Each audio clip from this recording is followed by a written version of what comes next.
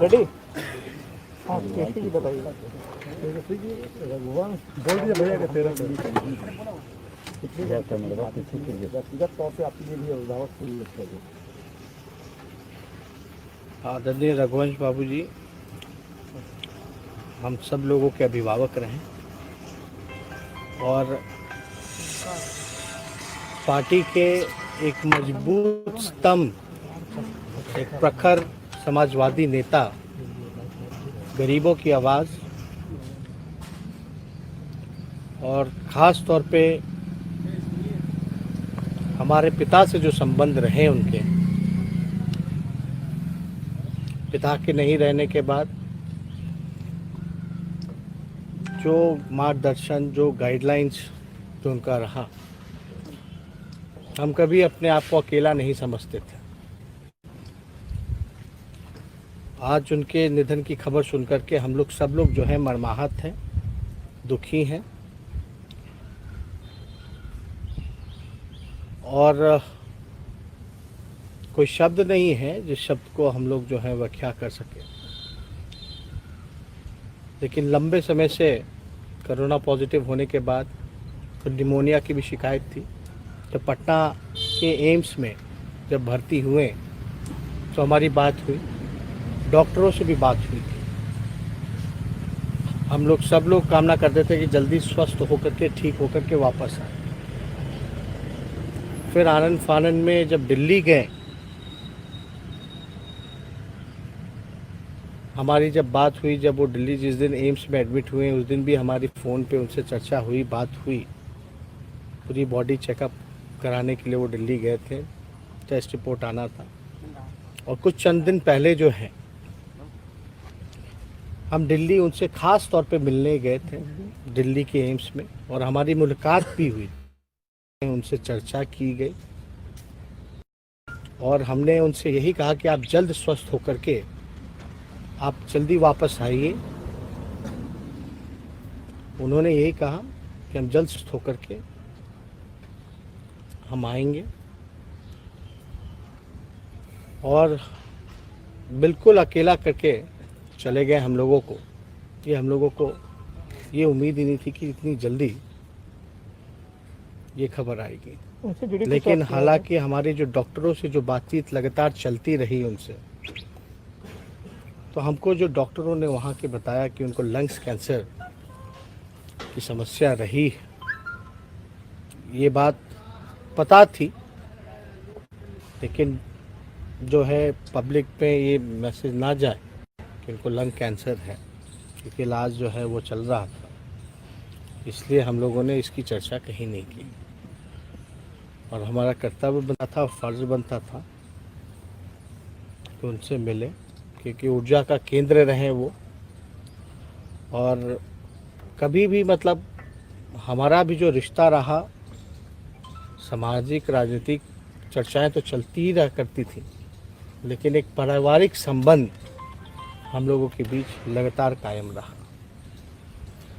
इस मुश्किल घड़ी में जब हमारे पिता हमारे साथ शारीरिक रूप से नहीं रहे, रांची रिम्स में रहे, तो हमेशा ऊर्जा देने का काम, मनोबल को बढ़ाने का काम उन्होंने किया।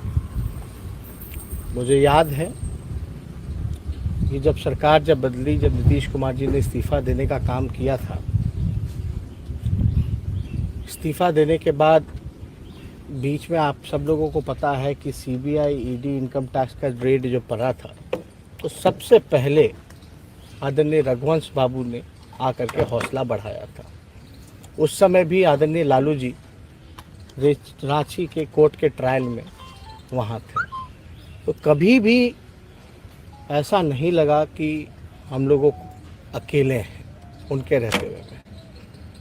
और हम लोग जब चर्चा चल रही थी एम्स में, तो ऐसा लग नहीं रहा था कि ये स्थिति आएगी, ये नौबत आएगी। बड़ा हौसला उस समय भी दिल्ली के एम्स में मेरा बुलंद किया। और उस समय सब लोग जानते हैं कि उनका राजनीतिक अनुभव जो रहा है बड़ा लंबा रहा है, प्रखर एक समाजवादी नेता के रूप में रहा है। और हमेशा ज़मीनी स्तर पे वो रह करके लोगों से जुड़े हुए थे, लोगों से एक संघर्ष करने की जो ऊर्जा उनमें रही है वो हम लोग कभी भी इनकार नहीं कर सकते। उनसे काफ़ी कुछ हमको सीखने को मिला, इसलिए बड़ी दुख की बात है। अभी हमारे उनकी पुत्र से भी बात हुई, जब ये खबर न्यूज़ चैनलों में चल रहा था कि रघु नहीं रहे तो यकीन नहीं हो रहा था हमको। उनके पुत्र सत्यप्रकाश जी से हमारी बात हुई है और इस बात को लेकर के सब लोग जो है मर्माहत हैं। तो इसमें को हम चाहेंगे कि उनकी आत्मा को जो है शांति मिले और इस दुख की घड़ी में हम उनके परिजनों के साथ मजबूती के साथ खड़े हैं और जो रघुवंश जी का जो सपना था उसको आगे ले जाने का हम लोग काम करेंगे। बहुत बहुत धन्यवाद।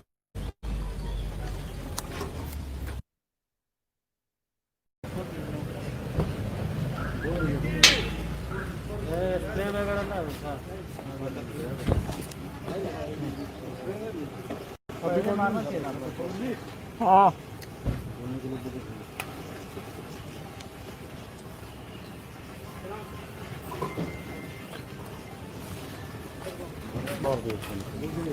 हो गया, थोड़ा सा ठीक है, रेडी। हाँ कैसे की बताइए। रघुवंश बोल दिया भैया कि 13 व्यक्तिगत तौर से आपके लिए भी अभिभावक फूल लगता है। आदरणीय रघुवंश बाबू जी हम सब लोगों के अभिभावक रहे और पार्टी के एक मजबूत स्तंभ, एक प्रखर समाजवादी नेता, गरीबों की आवाज़ और ख़ास तौर पे हमारे पिता से जो संबंध रहे, उनके पिता के नहीं रहने के बाद जो मार्गदर्शन, जो गाइडलाइंस जो उनका रहा, हम कभी अपने आप को अकेला नहीं समझते थे। आज उनके निधन की खबर सुनकर के हम लोग सब लोग जो है मर्माहत हैं, दुखी हैं और कोई शब्द नहीं है जिस शब्द को हम लोग जो है व्याख्या कर सकें। लेकिन लंबे समय से कोरोना पॉजिटिव होने के बाद तो निमोनिया की भी शिकायत थी। जब पटना के एम्स में जब भर्ती हुए तो हमारी बात हुई, डॉक्टरों से भी बात हुई थी।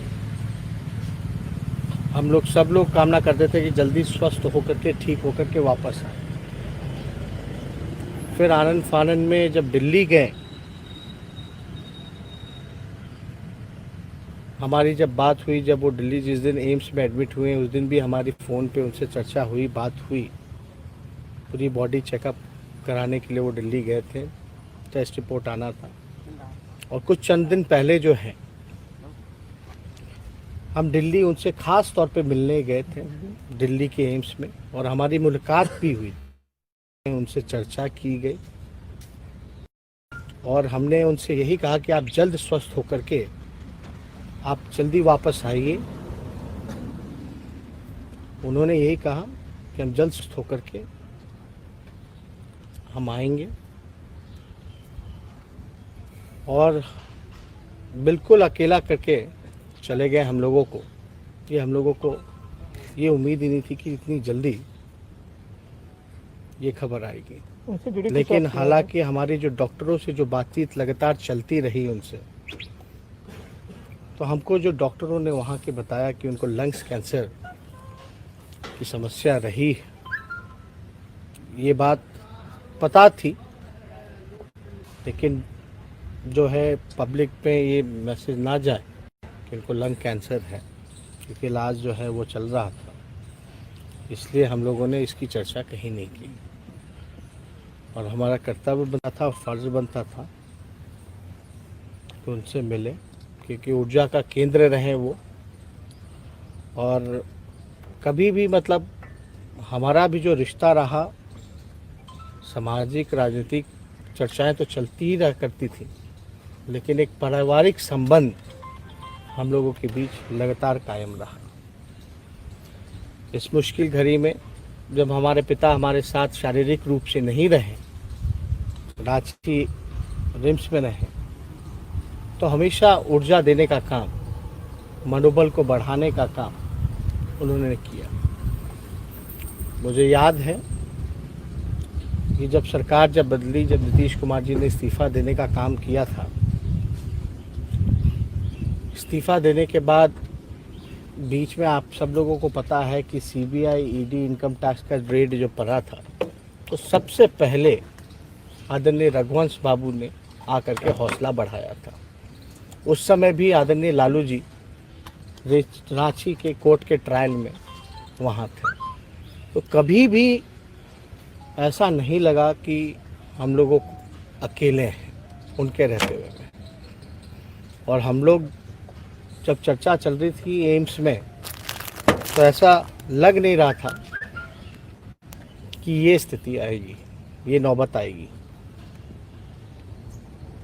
बड़ा हौसला उस समय भी दिल्ली के एम्स में मेरा बुलंद किया। और उस समय सब लोग जानते हैं कि उनका राजनीतिक अनुभव जो रहा है बड़ा लंबा रहा है। प्रखर एक समाजवादी नेता के रूप में रहा है और हमेशा जमीनी स्तर पे वो रह करके लोगों से जुड़े हुए थे। लोगों से एक संघर्ष करने की जो ऊर्जा उनमें रही है, वो हम लोग कभी भी इनकार नहीं कर सकते। उनसे काफ़ी कुछ हमको सीखने को मिला, इसलिए बड़ी दुख की बात है। अभी हमारे उनकी पुत्र से भी बात हुई। जब ये खबर न्यूज़ चैनलों में चल रहा था कि रघु नहीं रहे, तो यकीन नहीं हो रहा था हमको। उनके पुत्र सत्यप्रकाश जी से हमारी बात हुई है और इस बात को लेकर के सब लोग जो है मर्माहत हैं। तो इसमें को हम चाहेंगे कि उनकी आत्मा को जो है शांति मिले और इस दुख की घड़ी में हम उनके परिजनों के साथ मजबूती के साथ खड़े हैं। और जो रघुवंश जी का जो सपना था, उसको आगे ले जाने का हम लोग काम करेंगे।